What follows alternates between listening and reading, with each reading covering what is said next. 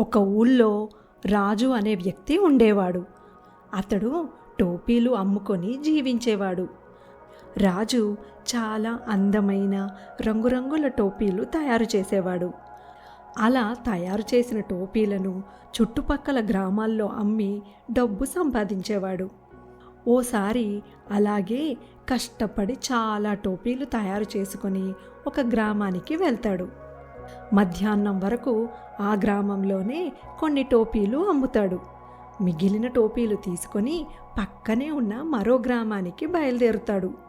ఆ గ్రామానికి చేరుకోవాలంటే మధ్యలో ఒక చిన్న అడవి దాటాల్సి ఉంటుంది. అడవిలో కొంత దూరం వెళ్ళేసరికి రాజుకి బాగా ఆకలేస్తుంది. ఒక చెట్టు కింద తన టోపీల బుట్ట పెట్టుకొని అక్కడే కూర్చొని భోజనం చేస్తాడు. భోజనం ముగించాక కాసేపు విశ్రాంతి తీసుకుని తరువాత బయలుదేరదాం అనుకుని రాజు చెట్టు కింద నిద్రపోతాడు. కాసేపాగి నిద్రలేచిన రాజుకి తన టోపీల బుట్టలో ఒక్క టోపీ కూడా కనిపించదు. తన తల మీద ఉన్న టోపీ తప్ప మిగిలిన టోపీలన్నీ ఎవరో ఎత్తుకెళ్లారని అనుకుంటాడు రాజు. టోపీల కోసం చుట్టుపక్కల అంతా వెతుకుతుంటాడు. ఏవో శబ్దాలు వినిపిస్తున్నాయని తలపైకెత్తి చూసిన రాజుకి చెట్టు మీద కొన్ని కోతులు టోపీలు పెట్టుకొని కూర్చోవడం కనిపిస్తుంది. కోతుల వద్ద నుండి టోపీలు ఎలా తీసుకోవాలో అతనికి అర్థం కాదు. చెట్టు కింద నిలబడి కోతులను టోపీలు తిరిగివ్వమని అదిలిస్తాడు, బెదిరిస్తాడు. రాజు ఏం చేసినా కూడా కోతులు టోపీలు తిరిగివ్వకపోగా రాజు ఎలా చేస్తుంటాడో కోతులు కూడా అలాగే చేస్తుంటాయి.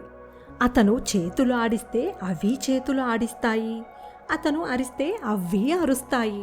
రాజు ఎలా చేస్తే కోతులు కూడా అలాగే అతన్ని అనుకరిస్తూ ఉంటాయి. విసుగొచ్చిన రాజు, ఇలాగైతే కోతుల వద్ద నుండి టోపీలు తిరిగి తీసుకోవడం కష్టం. ఆ టోపీలు అమ్మకపోతే నాకు ఈరోజు ఎలా గడుస్తుంది అని అనుకుంటాడు రాజు.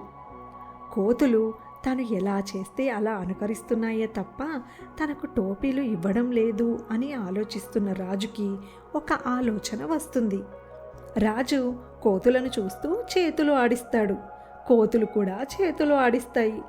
అవి చూస్తుండగానే రాజు తన తల మీదున్న టోపీ తీసి నేల మీద పడేస్తాడు. కోతులు కూడా రాజు చేసినట్టుగానే తమ తల మీదున్న టోపీలు నేల మీదకు విసురుతాయి. ఈ అవకాశం కోసమే ఎదురు చూస్తున్న రాజు చకచకా కింద పడ్డ టోపీలన్నీ ఏరుకొని తన బుట్టలో పెట్టుకుంటాడు. టోపీల బుట్ట నెత్తి మీద పెట్టుకొని మరోసారి ఇటువైపు రాకూడదు అనుకుంటూ వెళ్ళిపోతాడు.